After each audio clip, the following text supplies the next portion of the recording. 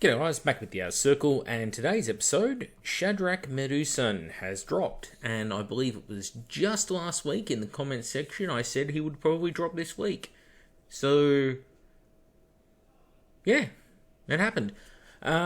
What do I think? I think this is a good week for me because this is a near perfect model, in my opinion.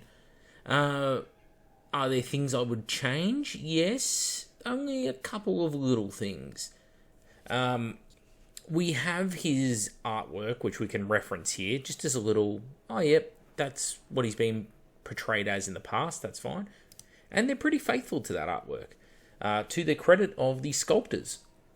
He has a lot of grenades, but I'm fine with that. I think you would find that if they were fighting a guerrilla war, the Marines, they probably would start to pack a lot of grenades, because it's simple firepower. The studs on the left shin, there's way too many, too closely clustered together. That's kind of pointless. And the chain hanging around the neck is also, I don't care for in the least. And maybe, possibly, it would have been nice to see a little iconography on the bolt gun, because otherwise it's very, very plain bolt gun. But apart from that, yeah, I like it. I also like the fact that his scabbard for his gladius is on the right hip, because Roman legionnaires used to wear their gladius on the right hip. So I'm down with that. That is actually historically true. He's got his bionics in his left arm, very extensive bionics in the left arm, which again is just like in the artwork. You can see he has a little black plate on the back of his hand. All of that's been transferred across. This is the polar opposite of Dominion Zephon, the Blood Angel. This one, they actually tried to sculpt the character as per the renditions and descriptions we've had of them in the past. On the back of him, we can also see a very nicely tucked up servo arm, which, again, I think is a great look. And he also has a series of mechandrites running down.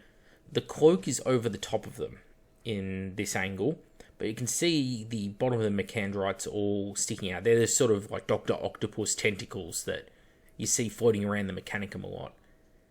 So on the whole, and unfortunately we don't really have much more available to us in this image, but on the whole, this is going to be a very popular character. It's just generic enough that with some slight changes, this will become a very commonly seen warsmith in Iron Warriors armies. It will become common in Iron Hands forces.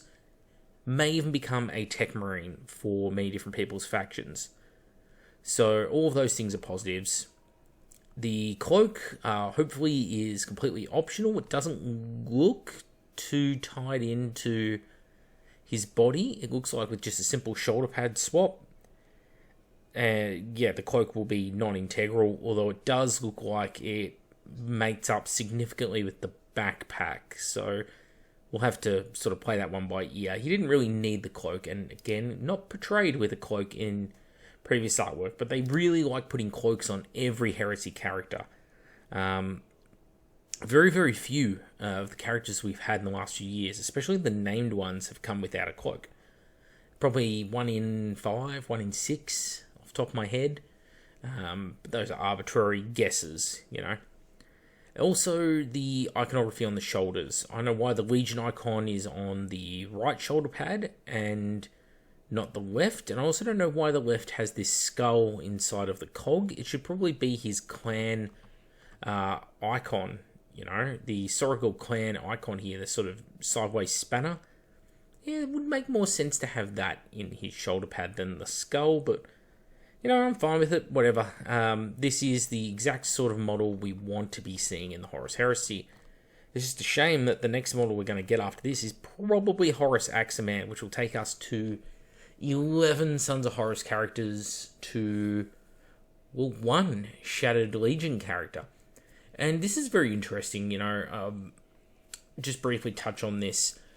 They want to set their events in the time of the Siege of Terror. Beta Garment onwards seems to be when everything is being set this edition. But they don't want to sculpt anything that's appropriate to that era, nor do they want to choose units to represent that era efficiently. What do I mean by this? Well, the Sons of Horus that we see in all the renditions so far and the characters, they look like they could have just stepped straight out of the Great Crusade. They don't look like they're 12, 13 years into the Horus heresy, suffering the effects of close proximity exposure to chaos, which, should be quite prominent. By the time the Siege of Terror, many of the crew on the Chaos warships are now fused into their warships. Latara Saren is one of those. And yet they don't portray that. They give us power armor that looks like it's straight out of the start of the Horus Heresy. It's a bit weird to me. And on top of that, they pick characters who, have nothing to do with the events. Like Beta Garment, not known for Tybalt Ma, not known for Endred Ha, and definitely not known for Shadrak Medusan, because he died about 5 years before the events of that. Halfway into the war, he is dead. So I don't know why they've picked this particular time period. It's just not conducive to the stories they want to tell. If you want to tell stories set around Beta Garment, for example, I think just pick appropriate, relevant characters for it. Not that I think Beta Garment is a terribly interesting battle in the first place. I think the Shadow Crusade should be where they're focusing most of their energies, because the World Eaters, Wordbearers, Ultramarines front, which then expands into the Night Lords, Dark Angels, and Blood Angels front, that has so much potential, especially with factions like the Ruin Storm and Shattered Legions get to play a part in it. Because you have all the different Legion elements that are trapped in the Ultima Segmentum after the Ruin Storm sets in. So you can have a lot of fun with a 2-part, at least, book series there, basically before the Dark Angels and Blood Angels arrive, and one after. That should be where they sort of spend their energy. But, today, Shadrak Medusan, I can't complain about that. I think it's brilliant, and this is a long time coming. The first Iron Hands model in 11 years. So, yeah, wow, what a span of time it's been. So I guess if you are patient enough, eventually you'll be rewarded with something, and something good. I'm Mac with the Outer Circle. Thank you all for watching, and please leave your thoughts and comments below, and I'll catch you on the next episode.